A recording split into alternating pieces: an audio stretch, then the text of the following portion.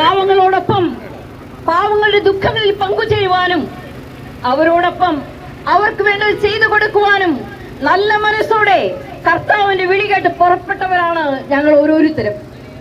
അതുകൊണ്ട് തന്നെ ഞാൻ പറയുന്നു, ഈ പ്രിയപ്പെട്ട സിസ്റ്റേഴ്സ്, സിസ്റ്റർ പ്രീതി മേരി, സിസ്റ്റർ വന്ദന ഫ്രാൻസിസ്, അവര് എത്രയോ നാളുകളായി ഈ മിഷ്യൻ രാജ്യത്ത് ഈ പാവപ്പെട്ട മക്കൾക്ക് വേണ്ടി പഴുത്തതും പുഴുത്തതുമായ എല്ലാ മുറിവുകളും വെച്ചുകെട്ടി സേവനം ചെയ്യുന്ന പൊന്നു സിസ്റ്റേഴ്സ് ആണ്.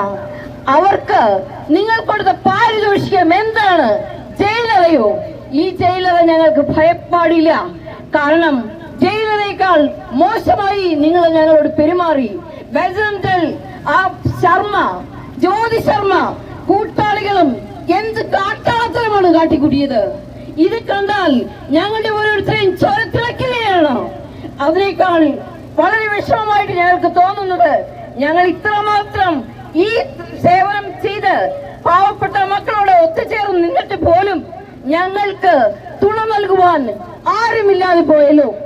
എല്ലാ MP-മാരും എല്ലാ MLA-മാരും ഒത്തുചേർന്ന് നിന്ന് അവര് പറഞ്ഞു, ഇത് തെറ്റാണ്, നിരപരാധിത്വമാണ്, അവരെ മോചിപ്പിക്കണം എന്ന് പറഞ്ഞിട്ട് പോലും ഈ ജ്യോതി ശർമ്മയും കൂട്ടാളികളും അനങ്ങിയില്ല. അവരെ കൊണ്ടുവന്ന് ജനത്തിന് മുമ്പിൽ മാപ്പ് പറയിപ്പിച്ചില്ലെങ്കിൽ തീർച്ചയായും ഇത് പൊറുക്കാത്ത തെറ്റാണെന്ന് ഏറ്റുപറയുകയാണ്. നമ്മൾ ഒരിക്കലും ഇതുപോലെ പെരുമാറരുത്. ഞങ്ങൾ ഇറങ്ങിയിട്ടുണ്ടെങ്കിൽ, വീട് വിട്ടിട്ടുണ്ടെങ്കിൽ, ഇതുപോലെ തിരുവസ്ത്രം അണിയിട്ടുണ്ടെങ്കിൽ അത് ഞങ്ങൾക്ക് വേണ്ടി അല്ല, അത് ഞങ്ങൾ പാവപ്പെട്ട മക്കളെ കണ്ടുകൊണ്ട് തന്നെയാണ്. കൊല്ലം രൂപതയുടെ നേതൃത്വത്തിൽ നടക്കുന്ന ഒരു പ്രതിഷേധ ജാഥയാണ് ഇപ്പം കൊല്ലം KSRTC ബസ് സ്റ്റാൻഡിൽ നിന്ന് ആരംഭിച്ചിരിക്കുകയാണ്. ഏകദേശം ആയിരക്കണക്കിന് വിശ്വാസികളാണ് ഇന്നത്തെ ഈ മാർച്ചിൽ പങ്കെടുക്കുന്നത്. ഇത് KSRTC ബസ് സ്റ്റാൻഡിൽ നിന്ന് ആരംഭിച്ച് അങ്ങ് കൊല്ലം ബസ് ബേയിൽ, ചിന്നക്കട ബസ് ബേയിൽ അവസാനിക്കുകയാണ്.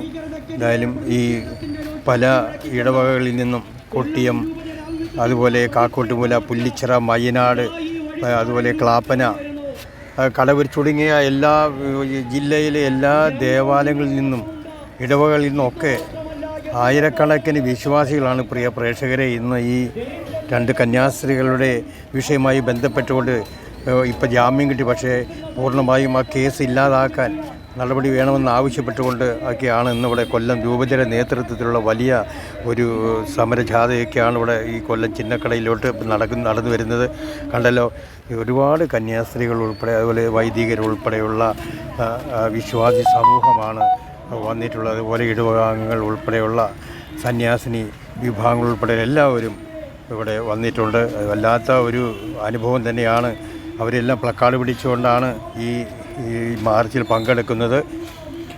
2 സന്യാസികൾക്കുണ്ട് ഛത്തീസ്ഗഡിൽ ഉണ്ടായിട്ടുള്ള അത് വല്ലാത്ത ഒരു പ്രശ്നമായിരുന്നു.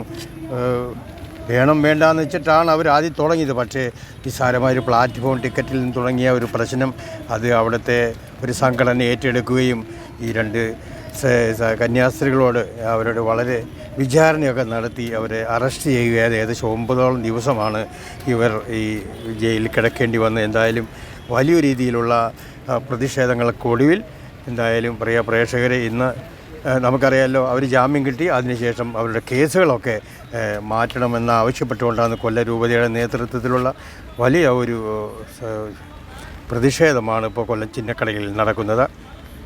എൻ്റെ കാരണത്തെ വെച്ച് ഞാൻ ക്ഷമിക്കും, പക്ഷേ മറ്റുള്ളവർക്ക് വേണ്ടി ഞാൻ കാരണം എന്തിനാണ് ക്ഷമിച്ചത്? അതാണ് തത്വം. അതുകൊണ്ട് എന്താ ക്ഷമിച്ചുകൂടെ എന്ന് ചോദിക്കുന്നത്, എന്നെ തല്ലിയെ ഞാൻ ക്ഷമിച്ചോളാം. പക്ഷേ മറ്റുള്ളവ ഏതെങ്കിലും ഒരു മനുഷ്യനെ, അവൻ കത്തോലിക്കനോ ക്രിസ്ത്യാനിയോ വേറൊരു മതത്തിൽപ്പെട്ട ഒരാളോ ആവശ്യപ്പെടട്ടെ, അങ്ങനെ ഉപദ്രവം ചെയ്താൽ, ഏറെ പ്രത്യേകിച്ച് അവൻ്റെ വിശ്വാസത്തെ പ്രതി ഉപദ്രവം ചെയ്താൽ അത് ചോദിക്കാനുള്ള അവകാശവും അത് ചോദിക്കുവാനുള്ള ധാർഷ്ട്യവും എനിക്കുണ്ട് എന്നുകൂടി ഓർമ്മിപ്പിച്ചുകൊണ്ട് എൻ്റെ പങ്കെടുത്തിരിക്കുന്നു. അവർക്ക് ജോലി ലഭിക്കുമെന്നുണ്ടെങ്കിൽ അവരെ കൊണ്ടുവരാമെന്ന് അവരുടെ സഹോദരൻ മുഖാന്തരം അങ്ങനെ 3 കുട്ടികൾ റെയിൽവേ സ്റ്റേഷനിലെത്തുന്നു. ഇവർ 2 സിസ്റ്റേഴ്സും വന്നത് 2 ട്രെയിനിലാണ്, 2 കോൺവെന്റിലേക്കാണ് 2 പേർക്കും പോകേണ്ടത്.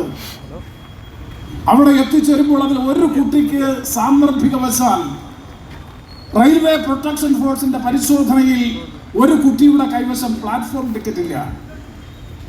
അങ്ങനെയാണ് തർക്കം തുടർന്ന് നിമിഷങ്ങൾക്കുള്ളിൽ, ഞാൻ വളരെ ആധികാരികമായി തന്നെ പറയാനായി, നിമിഷങ്ങൾക്കുള്ളിലാണ് അഭിവന്ദ്യ പിതാവ് സംഘടനയുടെ പേര് പറഞ്ഞില്ല, പക്ഷെ പേര് പറയാതിരിക്കാൻ നിവൃത്തിയില്ല.